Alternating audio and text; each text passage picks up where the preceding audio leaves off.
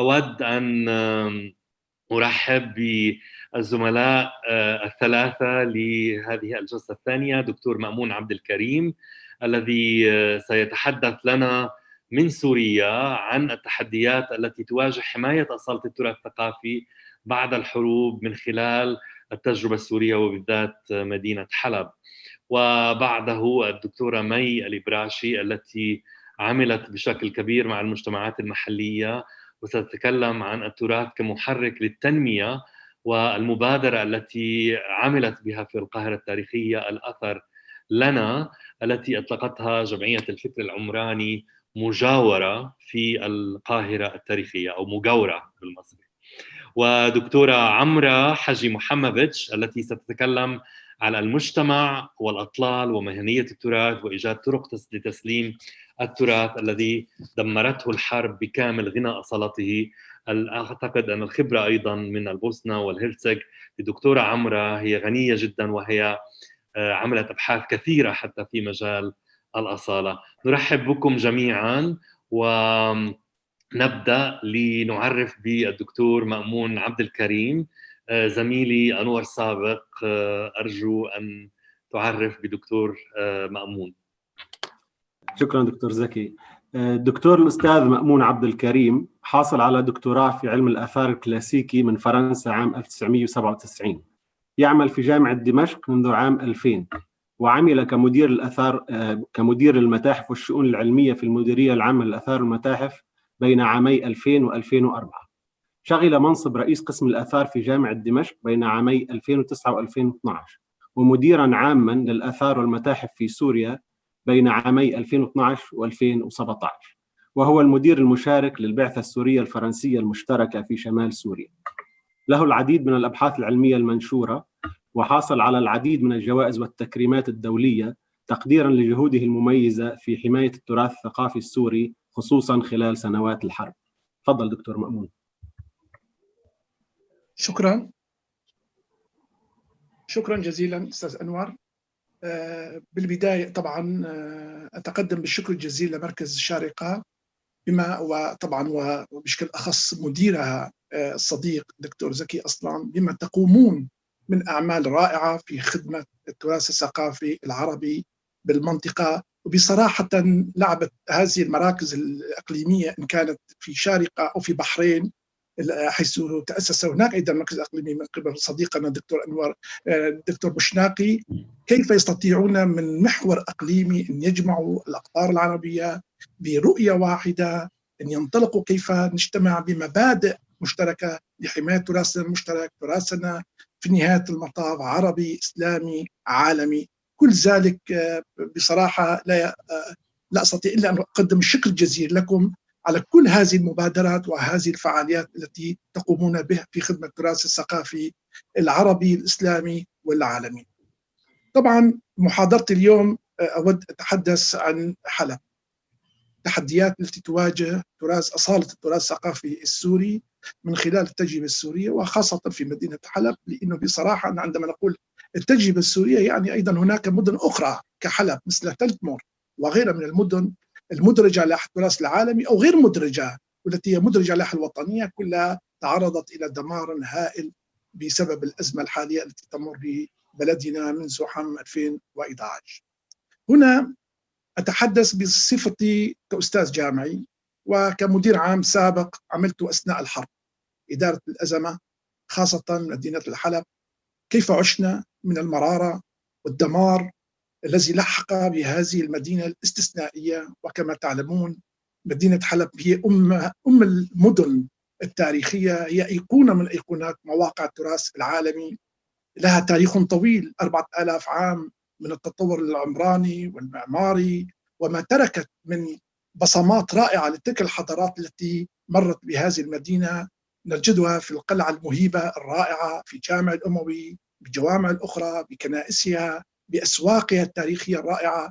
كل ذلك دفعت لتكون واحدة من أمهات مواقع التراث العالمي منذ عام 1986 كواحدة من هذه المواقع لارتباطها ارتباطا وثيقا بالأحداث التاريخية الهامة والأفكار والتقاليد الموروثة خلال العصور ومنها طبعا العصور الإسلامية، وقد ساعد كل ذلك في تشكيل نسيج المدينة المعماري خلال العصور المتعاقبة.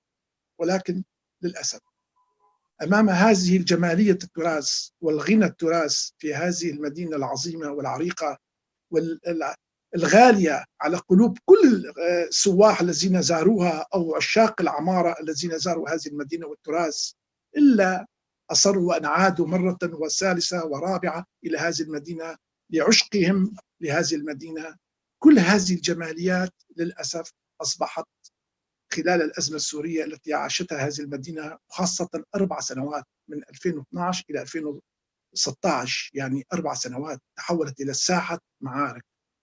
دمرت جزء كبير من التراث الثقافي في هذه المدينة. كنا نبكي عندما نرى كيف مئذنة جامع الأموي تسقط نهائيا بعد كل هذه القرون. كنا نبكي عندما نرى أسواق حلب العظيمة تحترق أمام مرأى عيوننا.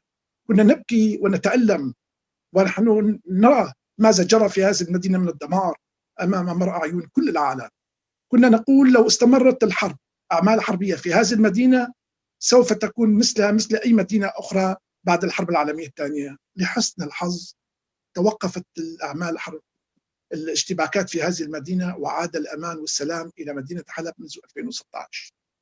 هنا لن أدخل في تفاصيل الأضرار، وهو معروف للجميع، والمديرية العامة للآثار والمتاحف نشرت الكثير، وكان هناك كثير من المحاضرات مختلفة أشاروا إلى حجم الأضرار التي أصابها كل هذه المكونات المعمارية التي تتكون منها مدينة حلب.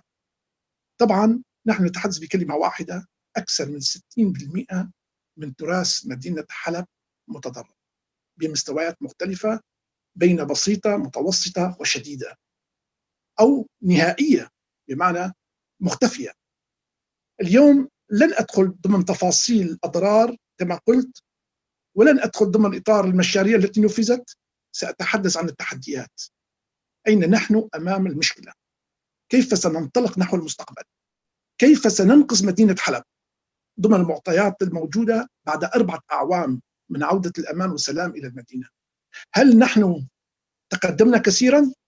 هل تم تنفيذ الكثير من المشاريع بما يليق هذه المدينة وإنقاذ المدينة؟ أقول بصراحة لا. لا، لأسباب كثيرة سأدخل فورا ضمن المحاضرة، ولن أدخل بطبيعة بعض المشاريع بالرغم من أهميتها، لكنها لا تشكل إلا جزءا بسيطا من حجم الدمار. كمشروع جامع الأموي لحسن الحظ بدأت الأعمال الترميمية فيها، ولا زالت الأعمال مستمرة بقواعد علمية، ونأمل أن تنتهي بنهايات ممتازة. مشروع سوق السقاطية أيضا من المشاريع الرائدة تمت خلال هذه الفترة الماضية، وأيضا نعتقد أنها ستكون بداية أو باكورة لمدخل لترميم الأسواق الأخرى بما تملك من أهمية هذا المشروع، أيضا لترميم ذاكرة المدينة من خلال ترميم أسواقها. إذا استطعنا ترميم الأسواق سنستطيع أن نرمم حياة الناس ونعيد الناس إلى بيوتهم وإلى أسواقهم. لذلك لن أدخل بطبيعة المشاريع التي نفذت، لكنني سأتحدث كأستاذ أكاديمي من زاوية أين نحن أمام مشكلة الحلب. ما هي شكل التحديات؟ حاولت ألخص كل مجموعة من التحديات التي تواجهنا في هذه المدينة. أولا، التحدي الأول حجم الدمار الكبير الذي أصاب المدينة القديمة بسبب عنف الاشتباكات فيها، ولفترة طويلة فأكثر من 60% من المدينة القديمة تضررت بمستويات مختلفة كما ذكرت. هذا هو التحدي أمام هول وحجم الدمار الموجود في هذه المدينة التاريخية الاستثنائية المدرجة على لائحة التراث العالمي. التحدي الثاني، وهنا هو الأصعب، وهنا الجرح، أقولها بكل صراحة، غياب الدعم الدولي. غياب الدعم الدولي فنيا وماديا، وبسبب الظروف الاقتصادية الصعبة التي تعيشها سوريا، فقد تأخر الكثير من مشاريع الترميم للمباني الأثرية المتضررة، مما أدى إلى التدهور في حالة الأجزاء المتضررة أصلا بسبب الحرب، وذلك بسبب الأمطار والظروف الطبيعية، خاصة خلال فصول الشتاء الماضية التي مرت على المدينة طيلة سنوات ال4. ونؤكد أنه بعد مضي هذه السنوات فلم يتم ترميم أكثر من 10%، وأقول 10% بتفاؤل، إذا لم أقل أكثر من 5%، لأنه ما تم ترميمه من المشاريع التي نفذت لا تمثل إلا جزءا بسيطا بالنسبة للأضرار والدمار الموجود بين أيدينا.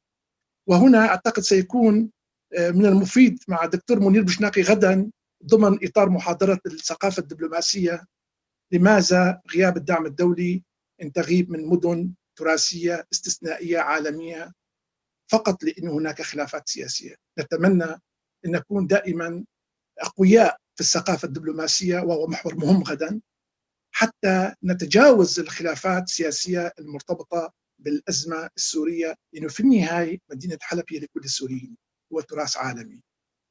لا يمكن أن نجعل من اختلافات سياسية الموجودة حول الأزمة السورية نوع من إسقاط على التراث. في نهاية المطاف يوما ما ستنتهي الأزمة وستكون هناك مصالحات وسيكون هناك سلاما في سوريا، لكن كل شيء متضرر أو تأخرنا عن ترميم المتضرر في مدينة مثل حلب أو حتى تدمر سيكون خسارة أبدية للأجيال وأجيال القادمة. هناك تحدي آخر بالنسبة لنا، تم نهب جزء كبير من أرشيفات المديرية المباني التي كانت موضوعة في أحد المباني التاريخية في الحلب القديمة أثناء الحرب.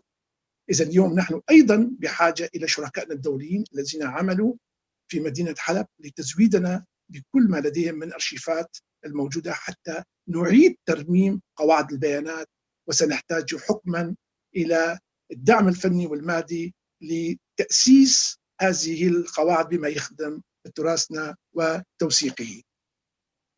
أحد الإشكاليات الأخرى، وهنا أيضا مشكلة كبيرة تواجهنا في مدينة حلب، هي متعلقة برغبة الناس بالعودة إلى بيوتهم ومحلاتهم. هذا يشكل تحديا كبيرا بالنسبة للسلطات المعنية بحماية التراث الثقافي في مدينة حلب، حيث من الصعب السماح لهم بالعودة إذا لم تكن المناطق مهيئة لاستقبال السكان من ناحية ضمان أمنهم بسبب حالة المباني المهددة بالسقوط ووضعها الإنشائي الضعيف، سواء المباني السكنية أو المحلات. وكذلك عمل على توفير الخدمات خاصة البنى التحتية حتى تكون مهيئة لاستقبال الناس.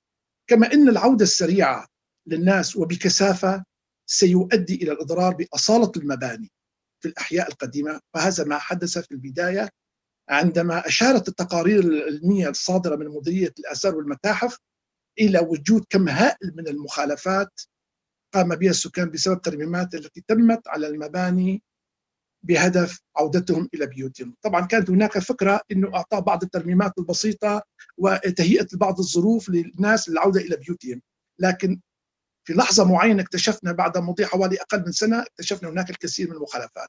إذا هذه الكم الهائل من المخالفات قد تكون صغيرة هنا وهناك، لكن في نهاية المطاف هي عبارة عن وخزات قاسية بحق أصالة التراث الثقافي في هذه المدينة. بالتالي من المهم ومن الضروري إيجاد استراتيجية علمية من خلال برنامج واضح يتم التوافق عليه بطريقة تعطي الفرصة للسكان للعودة، وذلك لإحياء ذاكرة المدينة بوجود المجتمع المحلي. نحن بأمس الحاجة للمجتمع المحلي الحلبي الأصيل يعود إلى حلب القديمة لإحياء ذاكرة اللامادية، الحارات والحياة الناس والتقاليد، كل ذلك بحاجة لعودة الناس.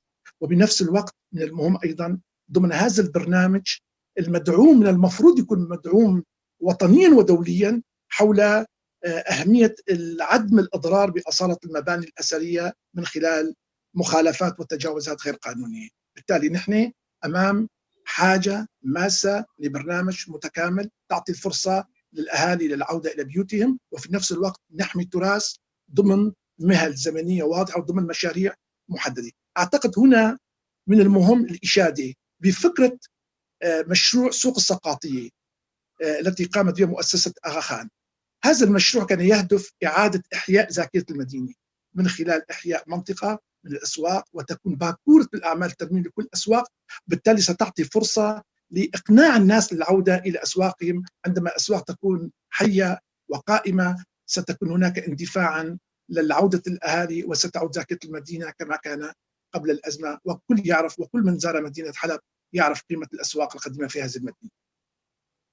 إن الحالة الاستثنائية طبعا تحدي آخر. خامسا، إن الحالة الاستثنائية التي مرت على سوريا وحجم الدمار الكبير الذي أصاب المدينة حلب القديمة بما يحقق حماية كاملة لأصالة التراث الثقافي فيها، لابد من وقوف إلى حاجة لتطوير ضابطة البناء في هذه المدينة. بصراحة نحن اكتشفنا بلحظة معينة هناك اختلافات ما بين ضابطة البناء الموجودة في حلب وبين دمشق، وحتى ضابطة البناء الموجودة في حلب القديمة بحاجة إلى التطوير بما أصاب المدينة من الدمار، ومن المعطيات الجديدة التي حدثت في هذه المدينة نحن بحاجة إلى التطوير وفق القيم العالمية ونستفيد من التجارب العالمية. كل ذلك للوقوف إلى أدوات تكون قوية صارمة واضحة لحتى نضع سدا أمام تجاوزات الغير قانونية بحق أصالة المباني، وأن نكون حازمين في وجه أصحاب المصالح الذين يريدون تمرير استثماراتهم على حساب أصالة التراث الثقافي في مدينة الحلب القديمة. إذا نحن بحاجة إلى نوع من قضايا لها علاقة بالقوننة وضوابط وآليات العمل وفق القواعد الناظمة لحتى تكون أمور واضحة. أعتقد عندما تكون هذه الأمور واضحة 100% ستخلق أجواء مفيدة للتنسيق الوطني ما بين الجهات المعنية، مديرية الآثار، المحافظة، حلب القديمة، وزارة السياحة، المجتمع المحلي، كل من له علاقة في هذه المدينة. من المفروض جدا أن نصل إلى قاعدة واضحة للمسير عليه في مسألة الترميم وإجراءات وقيام الإجراءات الإسعافية في هذه المدينة. أحد التحديات الأخرى مرتبطة بحصار المفروض على سوريا، لأنه تأمين المواد الأولية لأعمال الترميم والحفظ المعماري للمباني الأثرية، خاصة أنه هذا الحصار مفروض على سوريا منذ فترة طويلة، يشكل عائقا أمام توفير احتياجاتنا اللازمة من المواد الأولية. وبالتالي الأوضاع الاقتصادية هي أيضا أصبحت إعاقة أخرى أمام السوريين لتأمين تلك الاحتياجات بشروط سهلة كما كان قبل الأزمة. يعني نحن فعلا اليوم مشكلة عم نعاني كيفية توفير كل المواد الأولية، ليس كل المواد الأولية موجودة ومتوفرة في هذا المكان.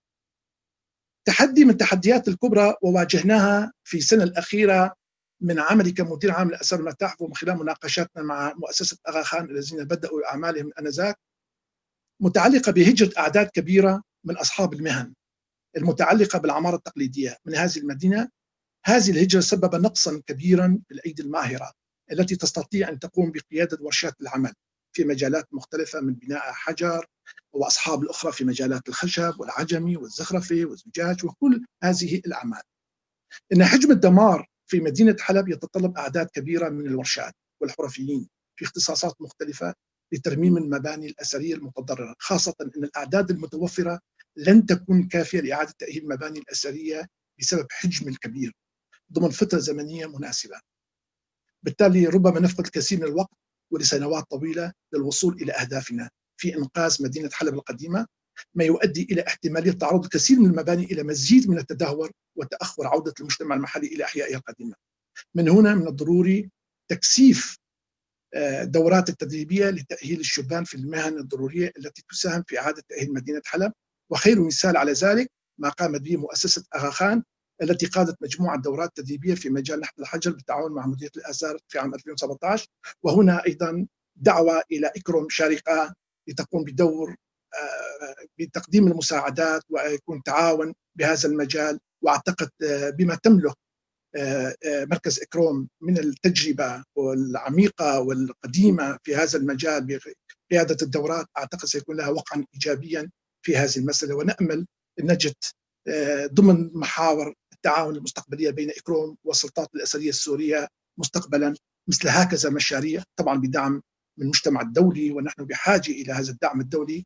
الإيد وحدة ما بتصفق، نحن بحاجة إلى مجموعات متكاملة على مستوى محلي، على مستوى الإقليمي، على مستوى العربي، أخواننا العرب، دول العربية، على مستوى العالمي. كل هؤلاء يستطيعون أن يشكلوا شبكة إيجابية، شبكة إنسانية، شبكة متفقة في قضية حماية وإنقاذ التراث المتضرر في مدينة حلب. ثامنا وأخيرا، اليوم التدمير الكامل لبعض مكونات التراث الأثري في مدينة حلب كما حدث في بعض الأسواق أو بعض المباني الدينية أو غيرها، فقد دمرت كليا أو شبه كلي. السؤال: كيف سنتعامل مع أوضاع المباني التي فقدت أصالتها بشكل شبه كلي؟ أعتقد نحن بحاجة إلى مناقشات معمقة مع أصحاب الاختصاص والاستفادة من التجارب الناجحة في بعض البلدان التي عاشت تجارب مماثلة، بغية الوصول إلى رؤية علمية صائبة تتجاوب مع المقاربات التي تتعلق بحماية الأصالة في المدن التاريخية مثل مدينة الحلب. وهنا أيضا أعود وأتمنى من إكروم ويونسكو وغيرها والإيكوموس أن هم شركاء الأصليين ودائما كانوا موجودين معنا، ونشكرهم في كل مراحل التي مررنا فيها. وجودهم معنا كان يعطونا دفئا في عزلتنا الباردة. دائما كانوا موجودين ويتواصلون معنا ويعطونا فرصة ويبحثون عننا دائما، ومهما قلت من كلمات الشكر فهي قليلة. أخيرا، لاستعادة تراثنا الثقافي والعمراني الذي تعرض إلى التدمير أو التخريب في هذه المدينة، يجب أن تتضافر الجهود بين الجهات الوطنية المعنية بحماية التراث الثقافي والمؤسسات العالمية في تأمين الدعم الفني والمادي عند تصميم مشاريع الحفظ الثقافي والتنفيذه بطريقة علمية تحمي أصالة التراث الثقافي في مبانيها وأحيائها المتضررة. وشكرا لكم جميعا. شكرا لك على هذه النقاط الرائعة دكتور مأمون. حقيقة يعني كما نقول يعني حطيت النقاط في مكانها. التحديات كبيرة، وكما ذكرت هذا موقع تراث عالمي فهو يهم الإنسانية جمعاء، وأعتقد أن النقاط التي ذكرتها مثل يعني موضوع التوثيق على سبيل المثال هو موضوع هام، ففقدان الأرشيف والتعاون مع الجهات التي عملت سابقا في حلب هو موضوع هام جدا. طبعا مش هحكي كل المواضيع، لكن هناك كلمات مفتاحية ذكرتها: موضوع الذاكرة، عودة المجتمع المحلي والبعد الاجتماعي، وتوفير الأمن والبنية التحتية، وأيضا بالإضافة للأبعاد القانونية التي ذكرتها في ضابطة البناء لتصدي للمخالفات وما له من ما يتعلق في الأصالة أيضا، حتى الأعمال والحرف، حرف البناء التي فقدت يعني من جراء هجرة أصحابها، هي كلها مواضيع مهمة. وكما ذكرت دكتور مأمون هناك العديد من الأعمال، وأعتقد مع الدكتورة عمرة حجي محمدويتش رح نتكلم يمكن بعض الشيء عن ما حاولنا القيام به في الأعوام الأخيرة في كيفية التعامل في موضوع الأصالة في اجتماعات وفي أبحاث، بالذات مع الإيكوموس مؤخرا، في موضوع إعادة البناء وإعادة الإحياء للمباني التي أو المدن التي دمرتها الحرب. شكرا جزيلا على هذه المداخلة الهامة. أنا متأكد في هناك أسئلة كثيرة سنعود لها في وقت النقاش. والآن اسمحوا لي أن أقدم دكتورة مي الإبراشي، وأدعو زميلتي شيرين لتقديم دكتورة مي التي ستتحدث عن التجربة في القاهرة التاريخية. دكتورة مي الإبراشي هي مؤسسة ومديرة لمجلس إدارة جمعية الفكر العمراني مجاورة، وهي مؤسسة مزدوجة تتعنى بشؤون العمران والتراث، وتتكون من جمعية أهلية مصرية ومكتب معماري. تشغل مي منسق مبادرة الأثر لنا، والتي تديرها جمعية الفكر العمراني مجاورة بالشراكة مع وزارة السياحة والآثار. مبادرة الأثر لنا تتعامل مع التراث كمحرك للتنمية المجتمعية، وتعمل بمنطقة الخليفة بالقاهرة التاريخية منذ عام 2012 في مجالات الترميم والحفاظ العمراني وتعليم التراث وصناعات التراث. تفضلي دكتورة مي.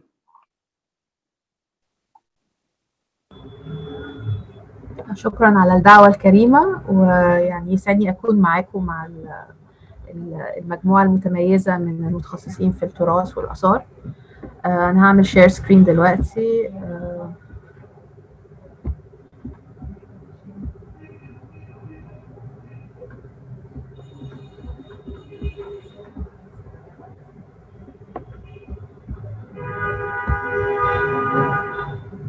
واضح؟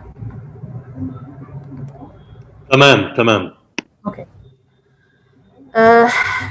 زي ما ذكر دكتور زكي واستاذه شيرين، مبادره الاثر لنا مبادره تشاركيه تعنى بالحفاظ على التراث، وبتشتغل احنا بنشتغل في القاهره التاريخيه، موقع تراث عالمي متسجل من 1979.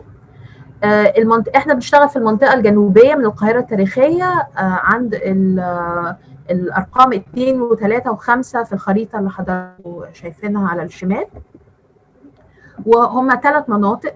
المنطقه الاساسيه اللي ابتدينا فيها شغل في 2012 هي منطقه شارع الخليفه ما بين جامع احمد بن طولون والسيده نفيسه، وبعد كده اضفنا ليها منطقه الحطابه شمال القلعه عند بوابتها الشماليه، ومنطقه قرافه او جبانه الامام الشافعي في الجبانات التاريخيه في القاهره التاريخيه. واللي كان هممنا في المنطقه دي هو التعانق والعلاقه ما بين السكان وما بين التراث، وان فكره انه القاهره التاريخيه هي موقع تراث حي، ولازم نتعامل مع كل القضايا المعاصره بالتوازي مع محاولتنا للحفاظ على التراث. في 2012 ابتدينا بالتعاون مع وزاره الاثار في الوقت ده، وهي حاليا اسمها وزاره السياحه والاثار، في تعاون مثمر ومستمر لغايه دلوقتي، في مجموعه او سلسله من الاجتماعات التشاركيه بنسال فيها سؤال واحد، يعني ازاي الناس ممكن تشارك في الحفاظ على التراث، وليه هي ما بتشاركش دلوقتي، وهل الحفاظ على التراث مرتبط بالاحساس بالملكيه، وازاي الناس ممكن تحس بالملكيه ناحيه تراثها. وكان عندنا تصور ان الملكيه بتيجي من النفع، لو شخص يحس ان هو بينتفع من تراثه سواء كان ثقافيا او اجتماعيا او اقتصاديا هيحافظ عليه. بعد 6 شهور في بدايه 2013 وصلنا لان احنا بنشتغل في 3 توجهات اساسيه. اول حاجه انه الاحساس بالملكيه بيجي في سن صغير، فضروري يكون في تركيز على تعليم التراث للاطفال، واضفنا ليهم السيدات بعد كده. وان ما زال الحفاظ على التراث يعني مشاريع الترميم للتراث المعماري مهمه جدا، لكن لازم نضيف اليها بعد علاقه باعاده التاهيل والتوظيف. وثالث نقطه اللي هي ممكن تكون كانت اعقد نقطه فيهم، انه الشغل ده لازم ان احنا نحطه في اطار في الاطار الاجتماعي والاقتصادي والحضري للمنطقه اللي احنا شغالين فيها. فان لو انا بفكر في ان انا بحسن من التراث وبحسن من البيئه المحيطه للتراث، انا مش بعمل ده بس عشان المواقع التراثيه، انا بعمله كمان علشان السكان. وده اترجم في نشاطين. اول نشاط هو التنميه الحضريه او اعاده احياء على المستوى العمراني، وتاني نشاط هي ما يسمى بصناعات التراث اللي هي زي الجولات السياحيه، الحرف الى اخره. ده فيلم قصير بس بيعرف الشغل بتاعنا، مدته 2 دقيقتين. هسيبكم معاه وبعدين هنستمر.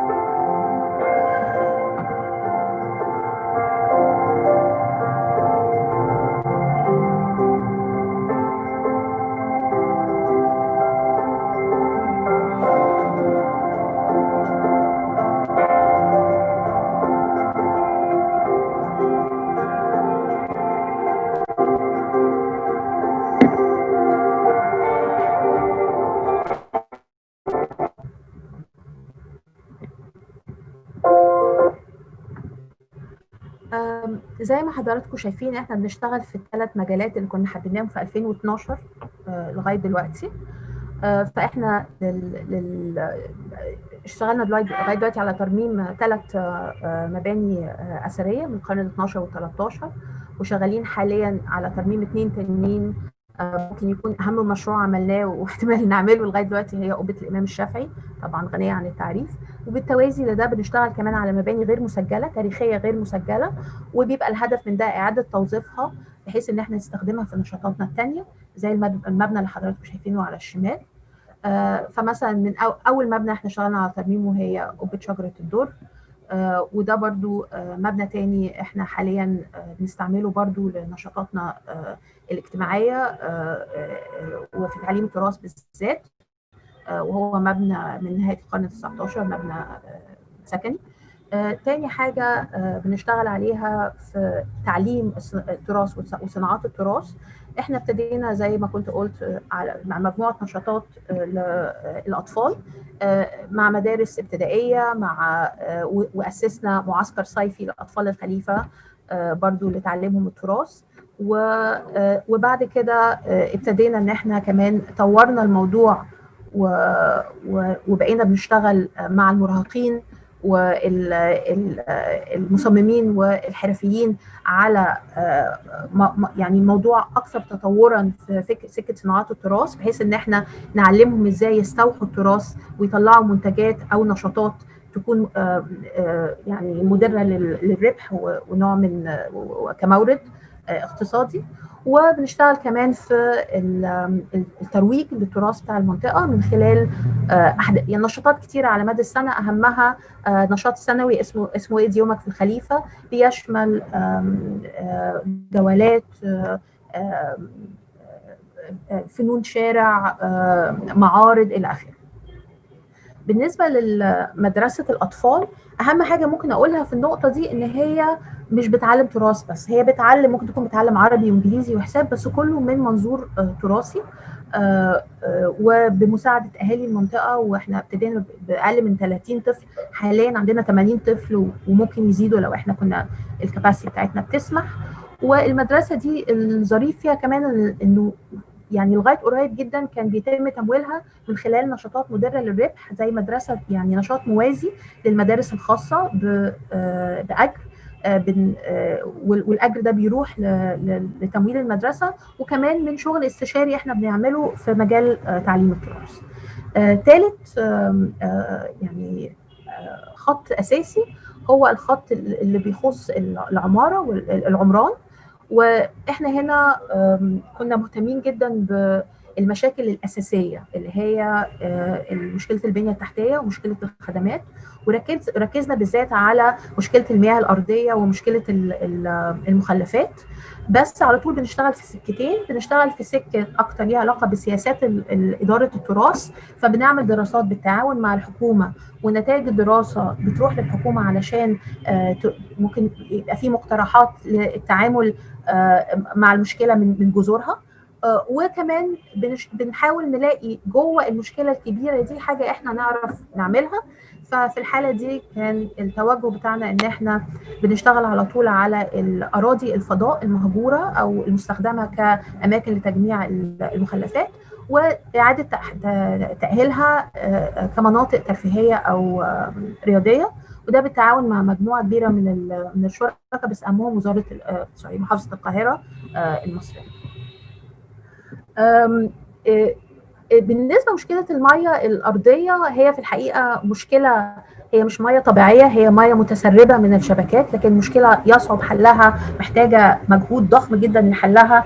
ومن الشغل اللي عملناه ان احنا قدرنا ان احنا نقنع وزاره الاسكان ان هي تعمل الدراسه اللي بتدرس بيها المشكله دي جايه منين. وحاليا شغال مشروع لتخفيض المياه الارضيه في شارع الخليفه، وطبعا هي بتاثر على المباني وعلى الناس سواسيه. بس احنا بالنسبه لنا كانت الفكره هي ان المياه دي مياه قابله للاستخدام، فابتدينا نفكر في طرق اللي بيها استخراج المياه، سواء مثلا من خلال مشاريع تخفيض المياه او الى اخره، ازاي ممكن يعاد استخدامها. واللي حضراتكم شايفينه على اليمين ده مشروع لحديقة في شارع الخليفة يتم ريها وتنظيفها من مياه مستخرجة من جوف الأرض، والمشروع ده جاري تنفيذه حاليا بالتعاون مع محافظة القاهرة.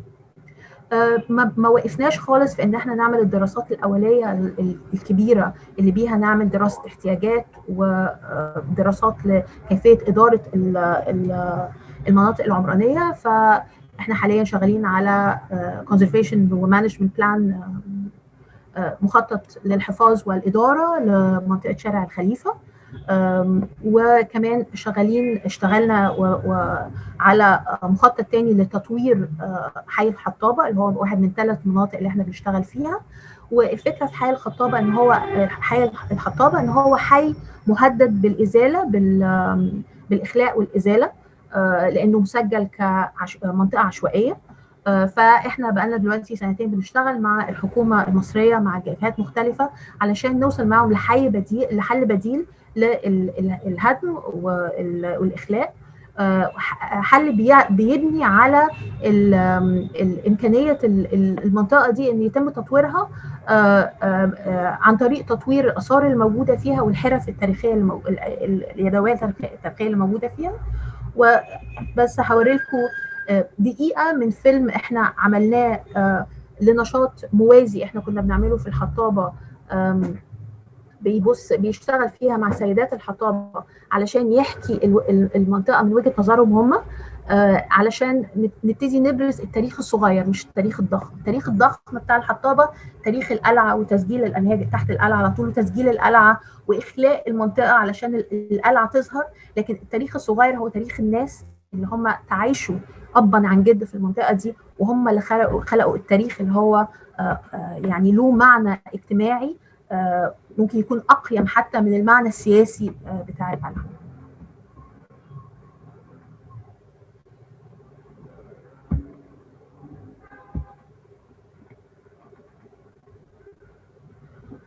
فاللي حضراتكم شايفينه هنا دي يعني بعض مناظر من حي الخطابة اللي هو حي متميز جدا. وطبعا حضراتكم اوريدي ممكن تشوفوا ازاي انه حالته يعني متردية، وده كان السبب اللي خلى الحكومة المصرية تسجله يعني كمنطقة خطر، لكن هي طبعا ما ينفعش تسجل كعشوائيات. وده الخيامية اللي حضراتكم شايفينها دي خيامية سيدات الخطابة هم اللي عملوها بعد ورشة عمل ما بينهم وما بين فنانة مصرية و ارتزن بيشتغل في الخيامية. وكل الرسومات الموجودة فيها هي رسومات لمناطق تاريخية في الخطابة. المناطق دي ليهم هم ذكريات وليها معنى مختلف تماما عن المعنى اللي ممكن نتخيله من كتب التاريخ. وشكرا.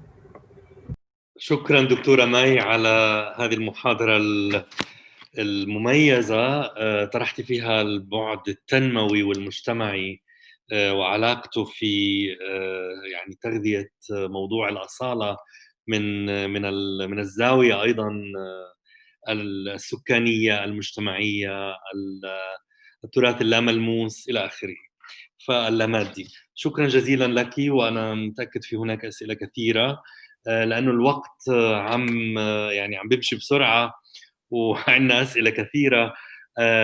أود أن أرحب مرة أخرى بالصديقة دكتورة عمرة حجي محمدوفيتش من بوسنا وهرزغوفينا، التي عملت كثيرا في مجال الأصالة ومشاريع هامة أيضا في البوسنة. فأترك الزميلة Fatima. Please, Fatima, can we introduce Dr. Amra? The presentation will be in English. Thank you. Yes. Dr. Amra Haji Mohamedovich is the director of the Center for Cultural Heritage International Forum Bosnia. She has been the leading expert in the process of integrating cultural heritage in the post-war recovery in Bosnia and Herzegovina.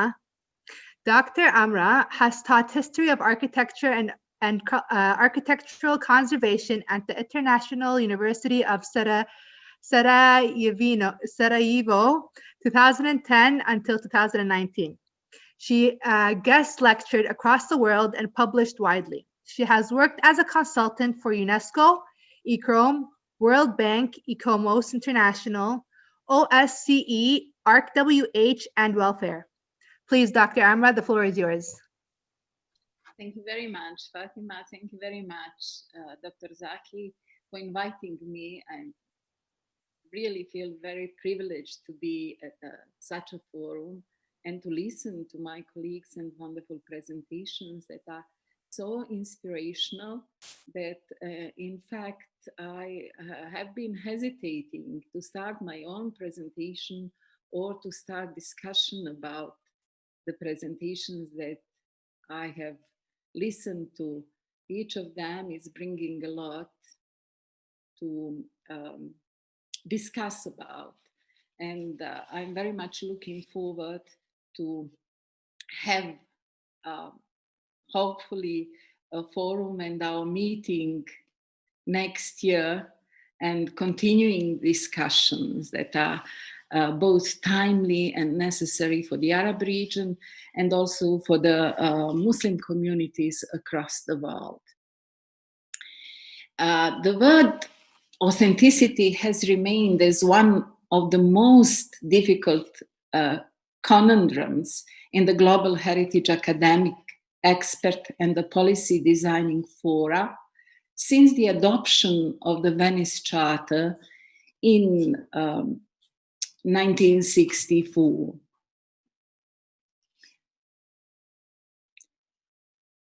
The first paragraph of its preamble ends with the famous commitment: "It's our duty to hand them on in the full richness of their authenticity."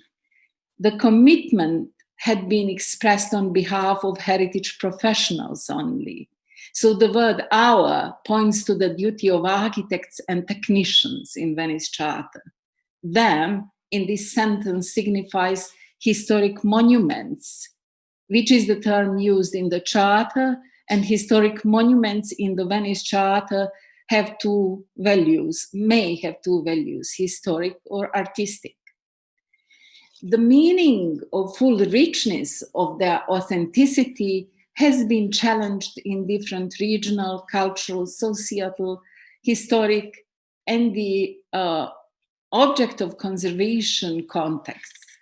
And its reception has significantly broadened since 1964 through the rich body of theoretical discourses. I would like just to note that there, after NARA Conference on Authenticity in 1994 and the NARA document on authenticity were followed by a number of regional meetings, publications, and documents.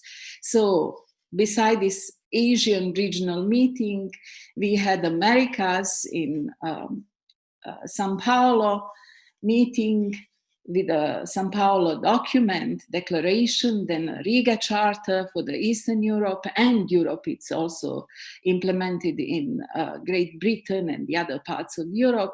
Then we also have Great Zimbabwe meeting with a publication.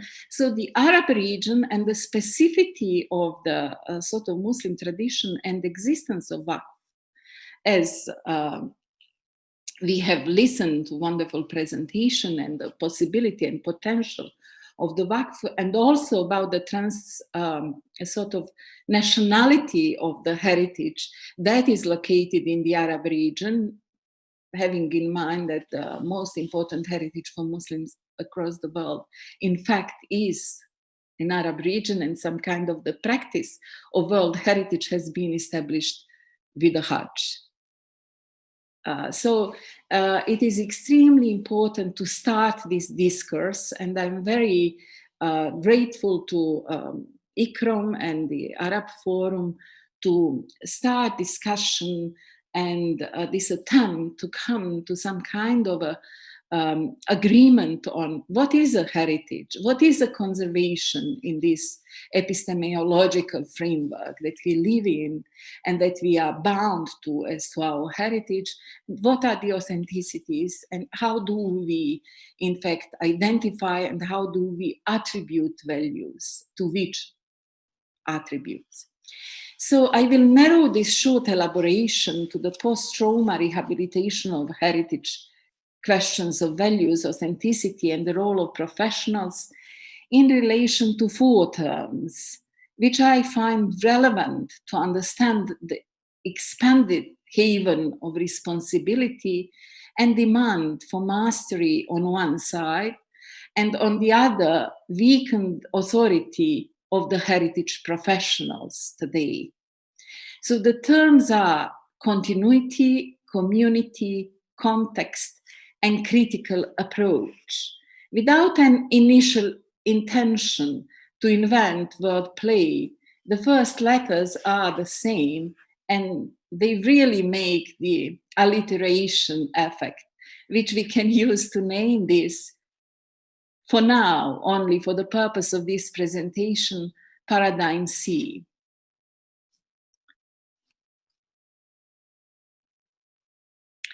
The constant and gradual change is the main characteristic of humanity. If the conservation profession claimed inalterability of cultural heritage, that would result in its social death. Bernbeck defines heritage frozen in past condition, formal and any other kind of past condition, through conservation as an unnatural concept. In traditional Arab and Muslim epistemological framework, cultural heritage is neither fixed nor immutable. And that's extremely important for us to understand. For example, in Bosnia, as a heritage professional and also a public officer, I had the problems with imams and the people who were managing mosques and the Muslim heritage. They were telling me, this is not monument, this is a mosque. And the way the approach, in fact, did not open the possibility for some kind of harmonization and balance and cooperation. And I think it's one of the urgent issues to establish this link and to use the potential of both knowledge and conservation that is in fact based on the body of knowledge that the world has, and the traditional knowledge and systems that exist in Muslim world. Cultural heritage has its own social life in Arab and Muslim world and responds to time with its ever-evolving nature. There has been established a whole system of a traditional communal responsibility to manage and regularly maintain public heritage sites. And we have already listened from Dr. Ala Al-Hawashi about one of the most efficient systems. However, if we go, or if we dive into the condition of Muslim heritage and Arab heritage today, we can see that the traditional skills have been lost. And those who find themselves responsible to maintain and take and manage the cultural heritage, mosques, public buildings, and the Waqf houses and the other endowment buildings and the ownership, are in fact often performing this maintenance with application of new materials and techniques, which might be detrimental for the heritage structures and fabric.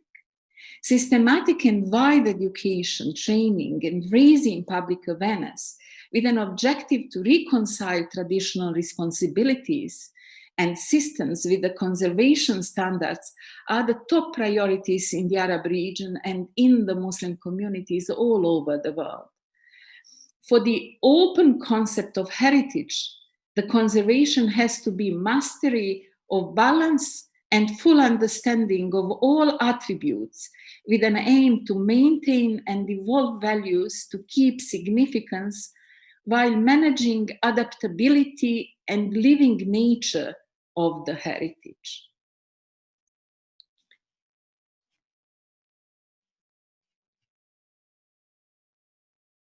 when destruction of heritage is going in parallel with destruction of community, the victims become attributors of the new set of values, which are highly symbolic and assigned to intangible components of heritage.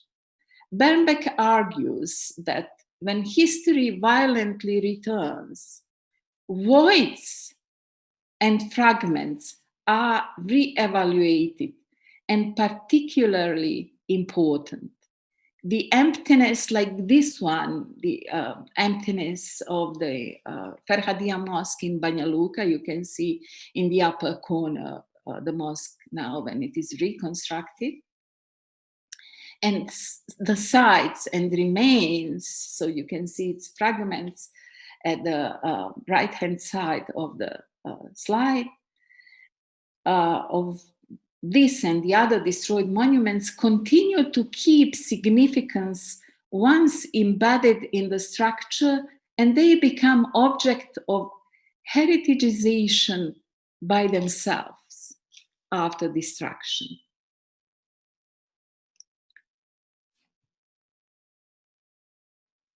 Community without heritage does not exist. Heritage without people atrophy. In fact, culture is not possible without community at all. While aesthetic, historic, documentary, artistic, age, technological, structural, and educational values are attributed by professionals, researchers, and experts who have to have a knowledge about all of these segments, symbolic, religious, identity, memorial, existential, even townscape values are attributed by community. Integration of heritage into post-trauma recovery is a complex and important process in which professionals, beside the technical and theoretical knowledge, have to develop skills of work with community, manage the reciprocal exchange of knowledge, learning and teaching, and identify the methods of preserving the attributes of significance of heritage for the community in order to preserve their authenticity through the restoration works.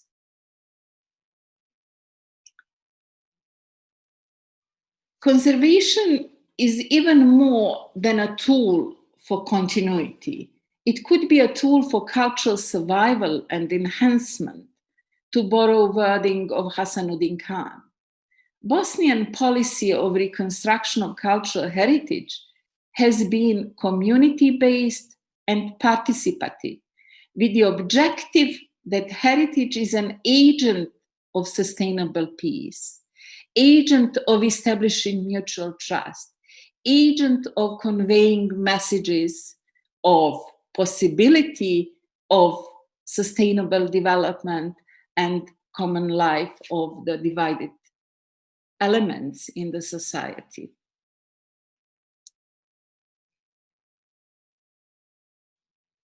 Context is the key word in the authenticity studies.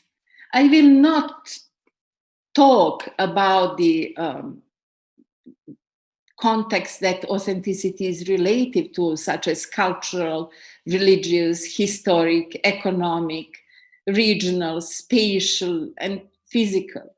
Beside that, the scope of conservation as a context influences the conservation process, methodology of value attribution, test of authenticity, as well as the conservation planning is different for each of the three scopes: object-centered scope, urban level, and or people-centered scope. If the subject of conservation is destroyed urbanscape, for example, urban structure, form, and image are the three sets of attributes.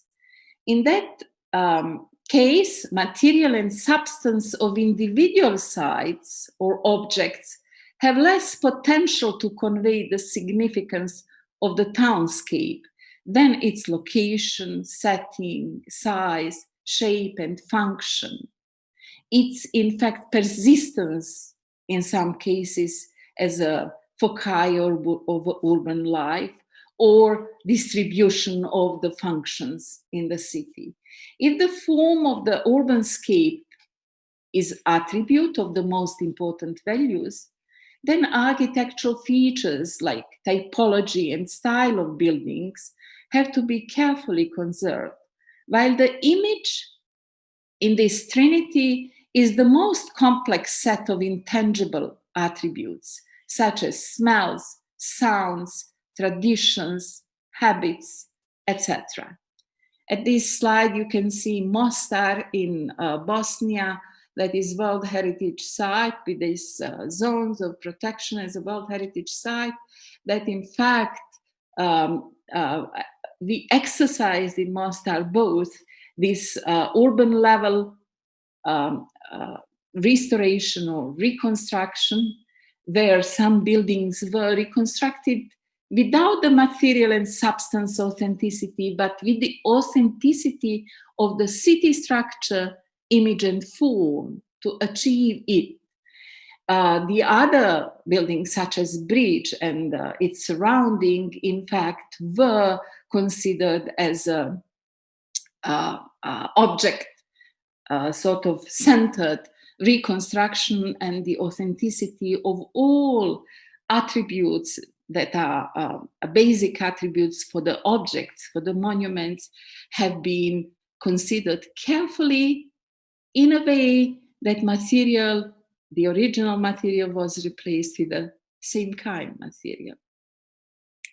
The phenomenon that a part stands for the whole in mind of traumatized people persists at both personal and community level in different parts of the world. And this has become extremely interesting to me, that when structures are destroyed, the fragments or a fragment is attributed with the values of the whole, including post-destruction societal and emotional values. The name of this phenomenon can be borrowed from linguistic, synecdoche.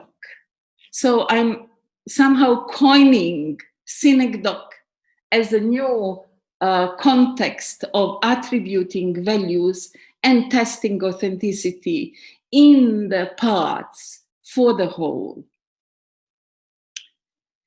While synecdoche context has been extremely important for the methods used in reconstruction of Bosnian heritage of high symbolic value, including Old Bridge in Mostar, I will use two different vignettes from my ethnographic insights in Palestinian heritage perpetuation. This perpetuation of heritage, in fact, persists even if the Palestinians are not physically attached to their heritage. And the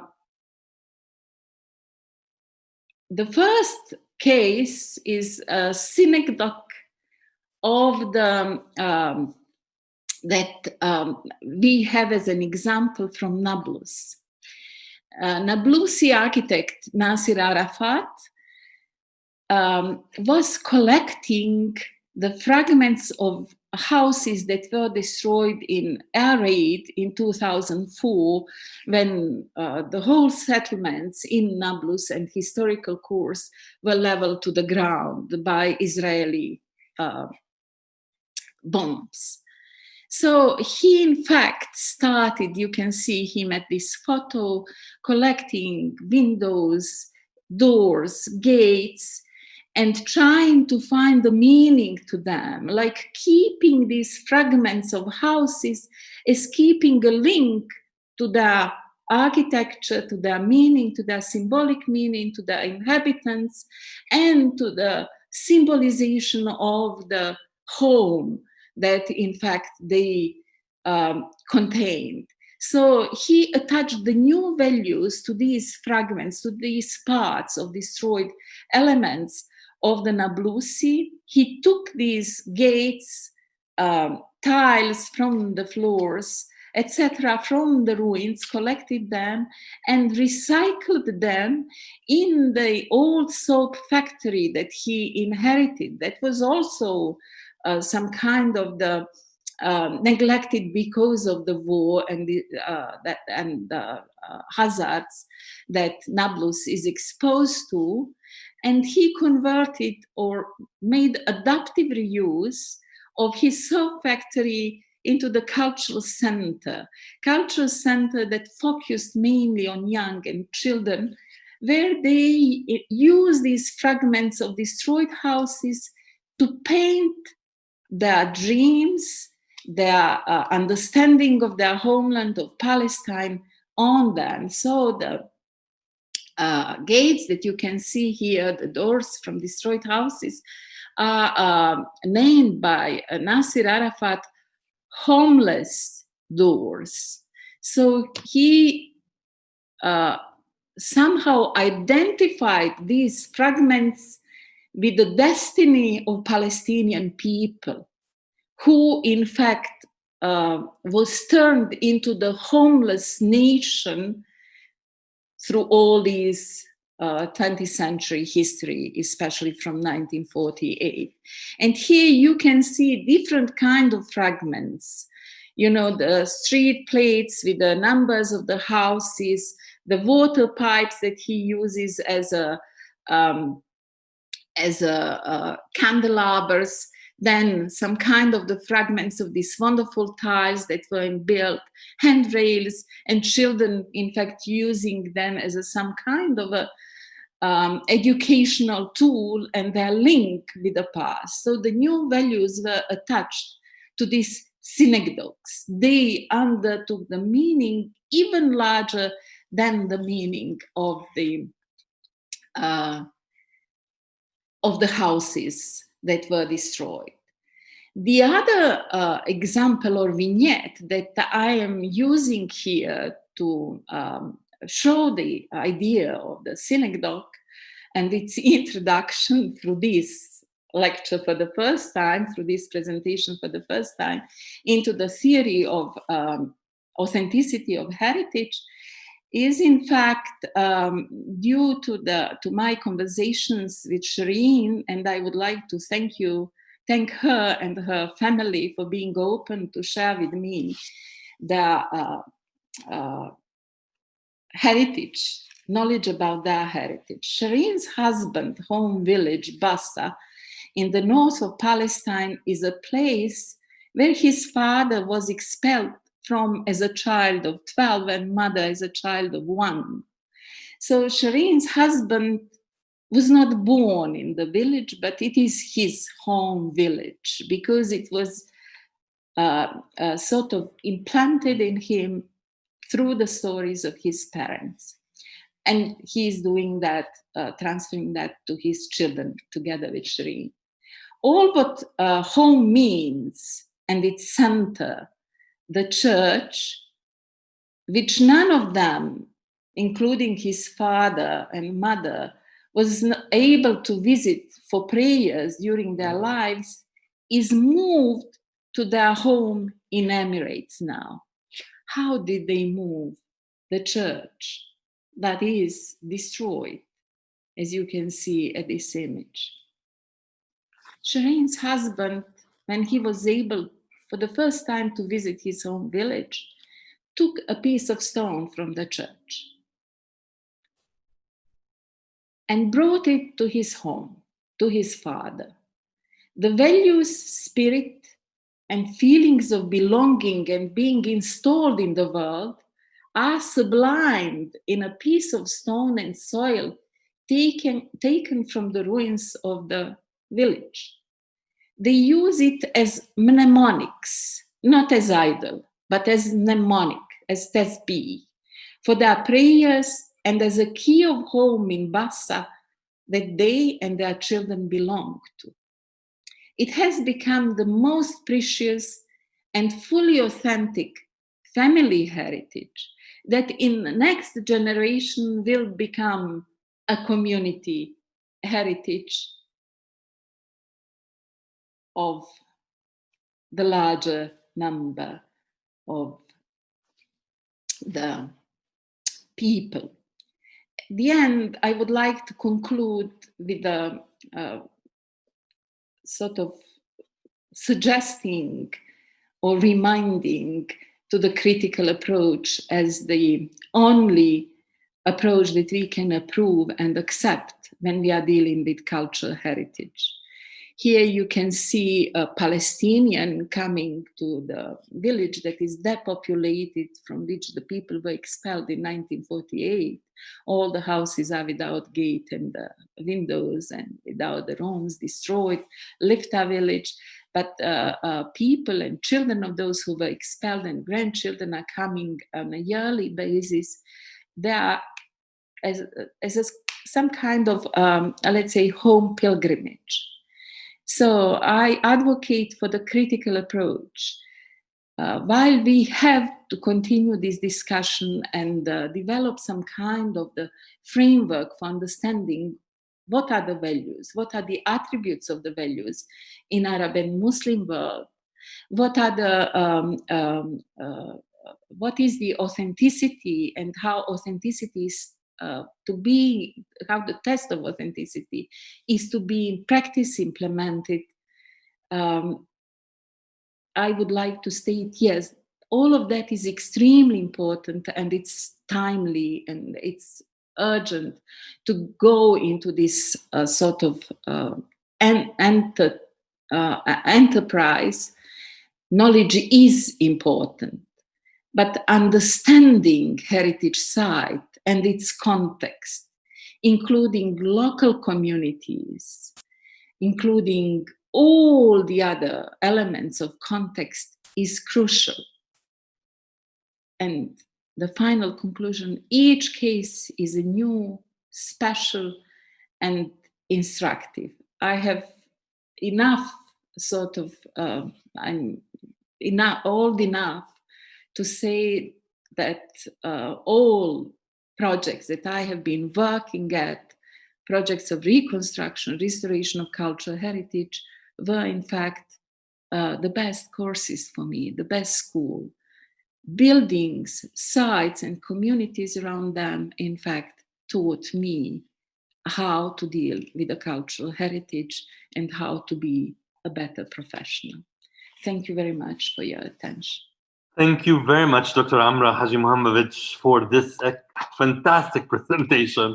I couldn't say, I mean, I could not stop you, although we were beyond the time, and I think you highlighted through these examples really fundamental issues in relation to authenticity.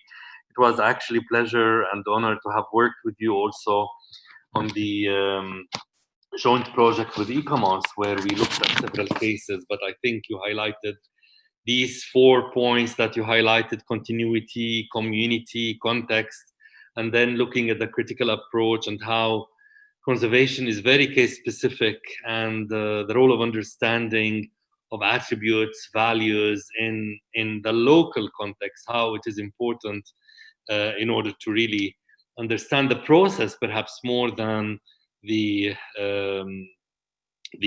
concept per se.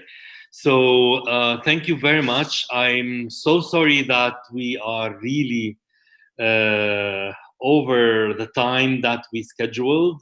I think this is also a learning process for us, as you are learning, Amra, from your case studies. We are also learning from this fantastic experience that we need more time, definitely, to discuss and and have a dialogue among the colleagues and also with the participants who are with us at this webinar.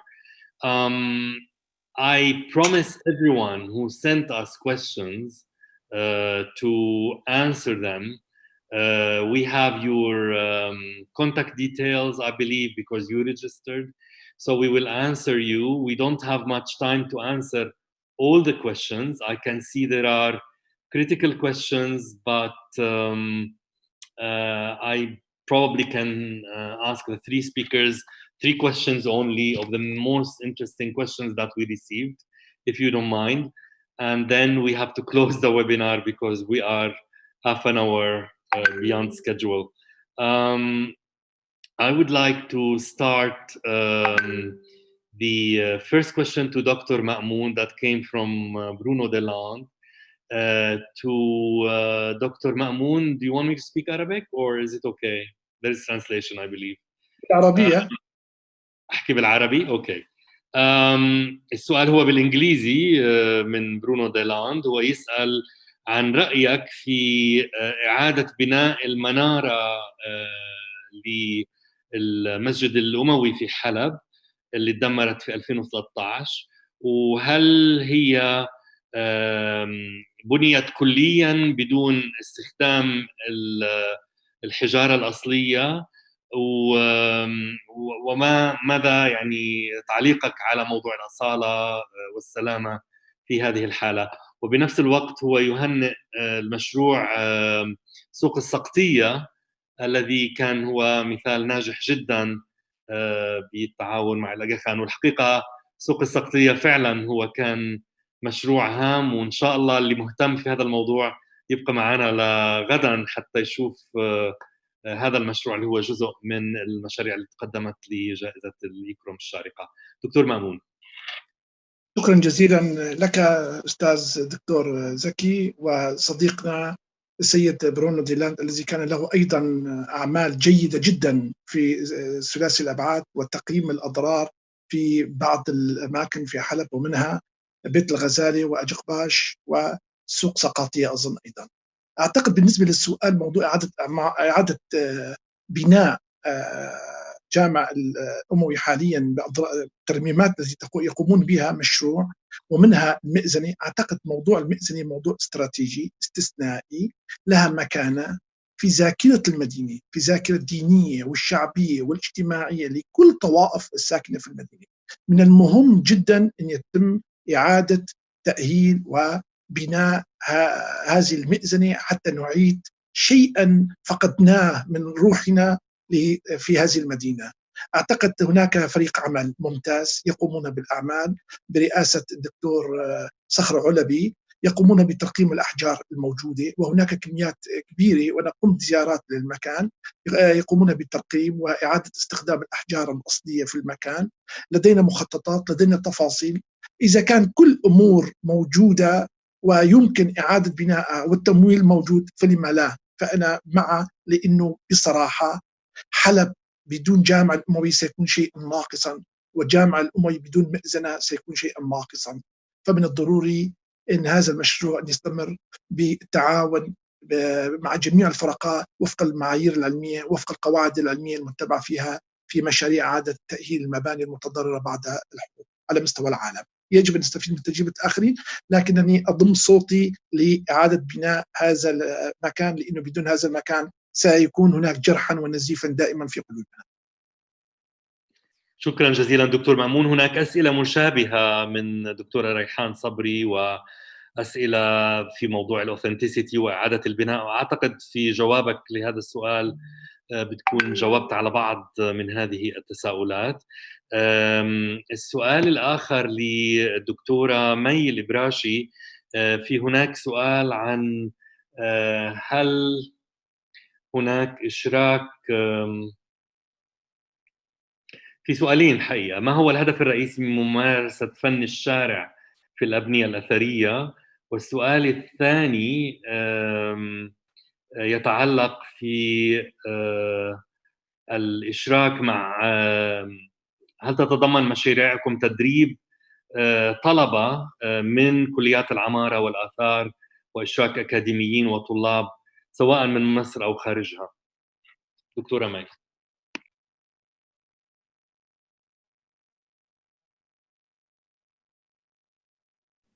دكتورة مي إذا ممكن أنميوت.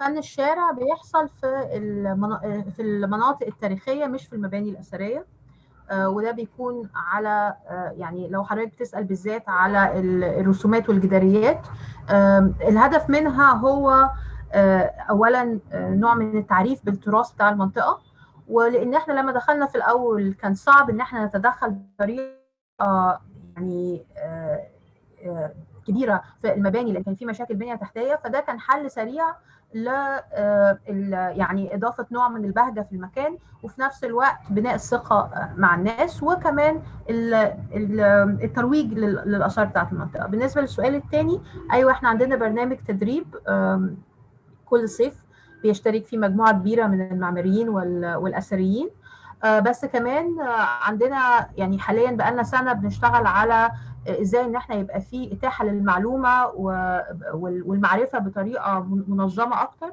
فبنشتغل على مجموعه من التول كيتس، الادله يعني الكتب التعليميه بخصوص مواضيع مختلفه، مثلا تعليم التراث، كيفيه التدخل في المناطق التاريخيه، وكمان كيفيه التعامل مع المياه الارضيه بالذات، وترميم المباني اللي بتعاني من مشاكل مياه ارضيه او املاح. ودي كلها حاجات شويه بشويه بنتاحها على المواقع الالكترونيه بتاعتنا، وكمان بنتاحها من خلال التدريب اللي بنعمله بطريقه منتظمه.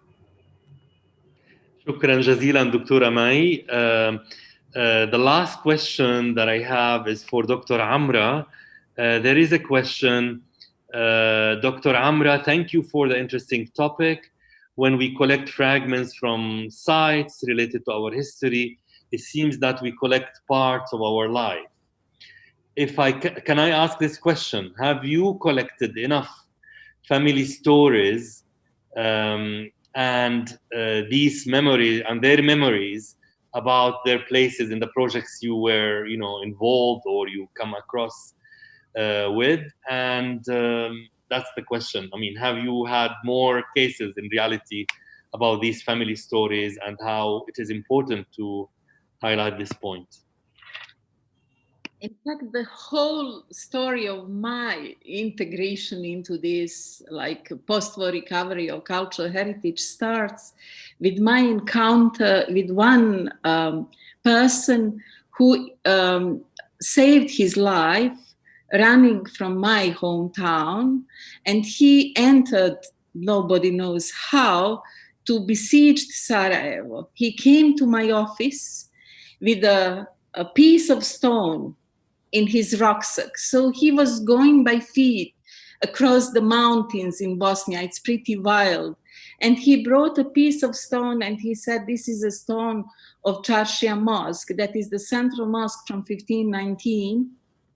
He brought it to me. At that moment, I started asking people who were expelled, who were coming from detention camp, who lived in different parts of the world, who suffered much, and those who remained in the town, how did they feel about destruction, what they want to start with when the reconstruction starts, what is the most important, and so on and so on. So the whole first case of reconstruction that drafted the strategy of reconstruction of cultural heritage in Bosnia was some kind of the work with the community, listening to them, and then preparing some kind of a virtual reconstruction of destroyed monuments in cooperation with them. They were bringing their photos, their stories, correcting my virtually reconstructed monuments. So we were showing to each other that it is possible. They wanted the same buildings, the same form, the same color, material, etc., at the same place in order to be able to reclaim their homeland. So that's how it started. And in Bosnia, in fact, all the teams that I worked with used this method of participatory reconstruction. We served to community and we did not impose us as authorities, expert as authorities. Community, in fact, was the one who expressed their wishes. The same story is with Mostar Bridge and Dr. Munir Bushnjaki, who has been involved in the reconstruction of Mostar Bridge and advocating for that and all this diplomacy and work with the community. From the beginning, he knows that it was response to the community, not to the community demands. And there are sort of feelings and there are stories about their memories linked with the bridge, much more than some kind of expert response. That's fantastic. Thank you, Dr. Amra, for this. And I think your experience is quite rich to give even more information to people in this meeting. It's unfortunate that we have to close this webinar. I know it's quite hard, and it was not really easy to make sure that we encompass and have all the questions. But I want to allow myself to have one very final comment that came to Dr. Ma'moon, because I think one of several people actually wrote about the possibility of having some kind of involvement in helping the city of Aleppo. The question is that, is there a mechanism to have a kind of voluntary work not related to institutional frameworks or institutional involvement? طبعا شكرا جزيلا. نعم، هناك أعمال تطوعية كبيرة، وهناك جمعيات غير حكومية تعمل، منها الأمانة السورية للتنمية أيضا تعمل بهذا الخصوص، وأخذت على عاتقها بتدخلات هامة جدا لإجراء الأعمال التنسيق وتسجيل العمل التطوعي. وهناك جهات كثيرة فعلا غير حكومية شاركت بأعمال هامة في مدينة حلب، لكننا بصراحة كما قلت في البداية كل هذه الأعمال التطوعية برغم من أهميتها وبرغم من قيمتها الهامة، نحن بحاجة أمام هول الفاجعة في هذه المدينة إلى دعم دولي. يجب أن يكون هناك دعما دوليا حتى تستكمل عناصر العمل. لا يمكن بلد مثل سوريا وعاشت هذه الأزمة ل10 أعوام ضمن الحصار وضمن كل ظروف والصعوبات التي تعيشها أن تكون إمكانات المتوفرة محليا، بالرغم يكون حكومية أو غير حكومية، تطوعية وغير تطوعية، أعتقد لن تكون كافية. نحن بحاجة إلى تعاون دولي، إلى الدعم، إلى المادي، الفني، تضافر الجهود. أعتقد عندما يكون هناك حرص، يعني بكل صراحة أقولها بحرقة وليس غيرة، أقولها عندما كانت هناك تحرك كبير لمدينة موصل، كنا نأمل حلب أخت موصل أن يحدث في حلب بموصل كما حدث في حلب، علما أن حلب هي مدرجة على التراث العالمي منذ 1986. لكن بصراحة حلب متروكة لمصيرها لوحدها أمام هول الأمطار والثلوج والدمار المستمر.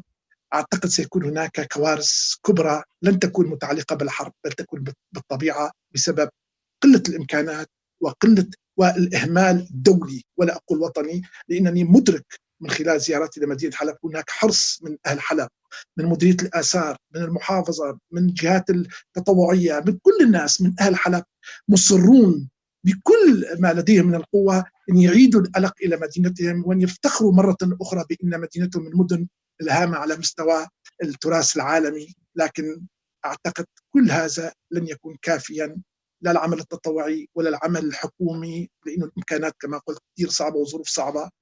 أعتقد عندما يكون هناك تحرك دولي من خلالكم، أتمنى من خلال يونسكو، من خلال إكروم، من خلال إيكوموس، كل منظمات، من خلال دول إخواننا بالمراكز الإقليمية العاملة في بحرين والشارقة، أن تلعب دورا لدى الدول العربية الشقيقة في تلك الدول، أن تكون لها مبادرات لصالح مدينة حلب، لأنه إنقاذ حلب وذاكرة الحلب ستكون موديلا جميلا للتعاضد العربي الإسلامي العالمي.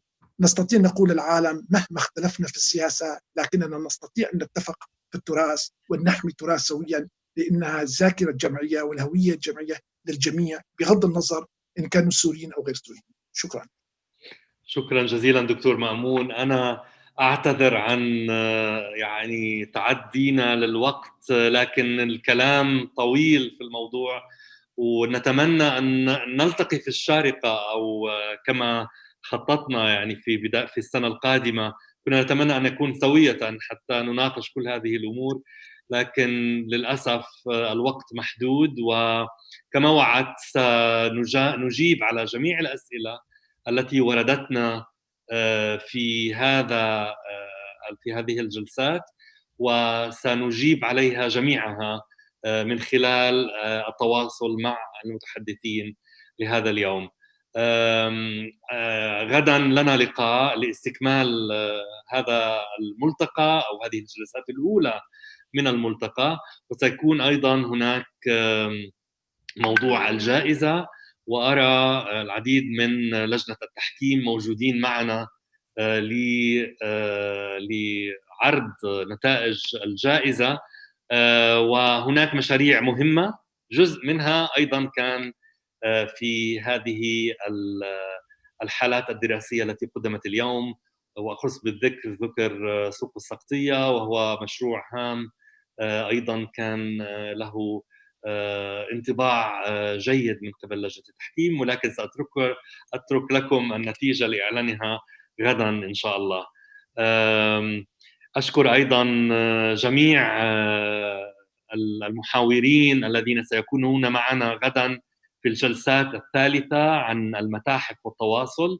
وكما تشاهدون أمامكم سيكون معنا معالي الشيخ نوار القاسمي من هيئة الفنون في الشارقة، ودكتورة عادلة العائدي التي هي موجودة معنا اليوم، وأيضا المهندس كريم شبوري ليتحدثوا أيضا عن البعد المتحفي في هذا السياق، ودكتور أوليفر مارتن والذي أشكره لوجوده معنا طوال هذه الجلسة اليوم سيكون معنا أيضا غدا في الجلسة الرابعة في الدبلوماسية الثقافية، رئيس المجلس التنفيذي للإيكرام، ودكتور منير بشناقي المدير العام السابق، ودكتور جيهان زكي العضو في المجلس التنفيذي، وسعادة منال عطايا الأستاذة منال عطايا مديرة المتاحف، لأنه لها تجارب مهمة أيضا في الدبلوماسية الثقافية من خلال هيئة الشارقة للمتاحف.